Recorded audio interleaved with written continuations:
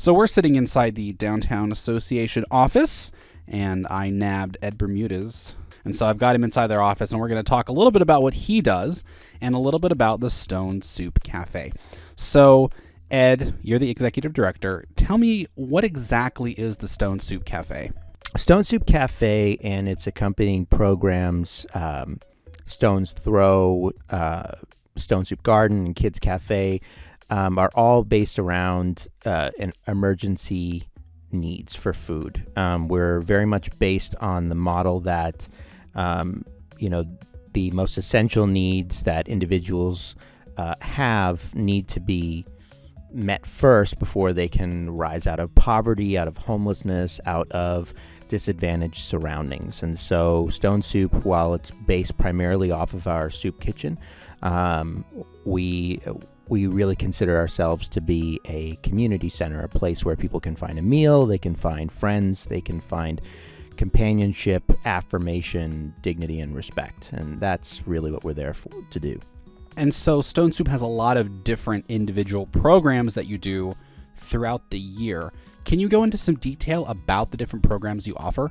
Sure. So besides Stone Soup Cafe, which is our soup kitchen itself, we also offer our Stone's Throw culinary job training program. And so that program is based off a model that was proven very successful by Fair Start, which is an organization in Seattle that first started the notion of, well, we have these individuals who are facing barriers to employment, whether that's previous incarceration, substance abuse issues, possibly homelessness, a variety of different issues that could really bar them from finding a job and being self-sustainable. And so their model was, well, let's teach them basic culinary skills. So that way, because there are all these different positions that you could potentially find in a kitchen or in any culinary environment, but then also teach them the life skills to go along with that. So conflict management and resolution, team building, even interviewing and resume writing. These are things that a lot of people just simply don't have, and they're never taught.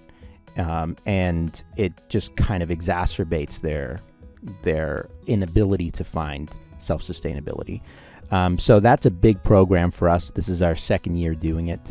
We also have our Stone Soup Garden, which is another self-sustainability project that we have about teaching individuals here to garden for actual food production rather than just gardening for fun or gardening for leisure. We want to be able to teach individuals how to grow their own food, how to make that part of the greater food system equation up here in Alaska, because it's a very difficult environment to grow food in, and most of this community and Fairbanks itself, whether you're homeless or not, is fairly food insecure, and that's primarily because Alaska just does not produce a whole lot of its own food. And so it's to kind of teach individuals how to be a bit more self-sustainable and potentially how to be a bit more, trying to search for the right word, a little more responsible, I guess, in their choices for how they sustain themselves.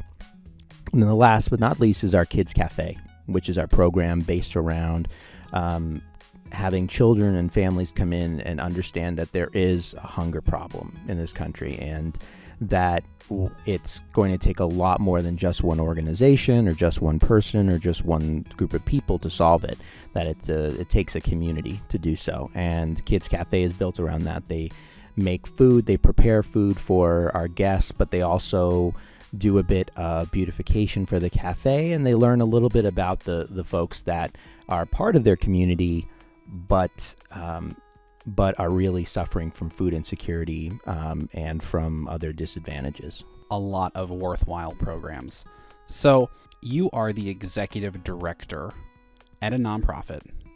Tell me a little bit about what exactly do you do on the daily, and what does an ED do for Stone Soup Cafe? I sit in a chair. No, actually, so an ED, an executive director of a nonprofit, our primary task is to make sure that the mission and vision of the organization is being carried out in accordance with the best interests of the organization, as well as within the purview of the board of directors. So a lot of that can be fundraising. A lot of executive directors, especially for small nonprofits, they do wear the hat for fundraising. But it's not only fundraising, it's building relationships. Since we are the spokespeople of our organizations, it's up to us to build relationships with those in our community and to have the community understand what it is we're trying to do for them.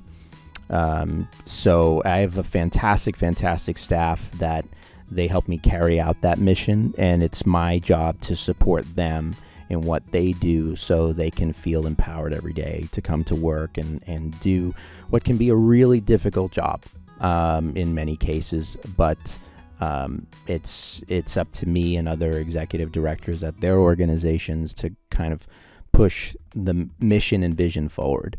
So you're new to Fairbanks. This is your first full winter up here. I want to know what brought you to the Golden Heart City. What brought you to downtown Fairbanks? I met a local here from Fairbanks several years ago, and she enchanted me. No, it was definitely my fiance is a local here. I had been living in Houston, Texas, and we were deciding whether or not where to go, where to stay, and I came up here, and it was just such a beautiful place and so different from everything I've known. I grew up on the East Coast and, like I said, spent the last 5 years in Texas, but it really has been an amazing experience to be up here, and it's been great to have that sort of family environment, and not only with my fiance and her kids, but also with the Fairbanks community at large. So I think what brought me up here is certainly keeping me up here. I like how you qualified Houston, Texas, as opposed to Houston, Alaska, because we do have Houston, Alaska up here. So my last question, back to Stone Soup. What is on the menu for Stone Soup Cafe in 2017? I see what you did there. It's for 2017. Stone Soup is really, Breadline is really looking to expand our programs, especially expand our Stone's Throw program. We've had so much promise and so much potential with that program. Some of the students that are coming out of it they've just really done amazing jobs with writing themselves out of substance abuse issues, joblessness. They've really changed a lot of things around, and so it's something we want to be able to expand. We also 2017, I think, is going to be the year of big strategic partnerships for us. We work very closely with a number of major organizations in town: Tanana Chiefs Conference, the Community Food Bank, and I think that this year has some really great possibilities for collaborative partnership projects, because the nonprofit scene is with economies kind of paring themselves down. It can be super tough to be a nonprofit these days, and so a lot of the things that you have to gear for is collaborative efforts. And so that's kind of where 2017 is looking to take us.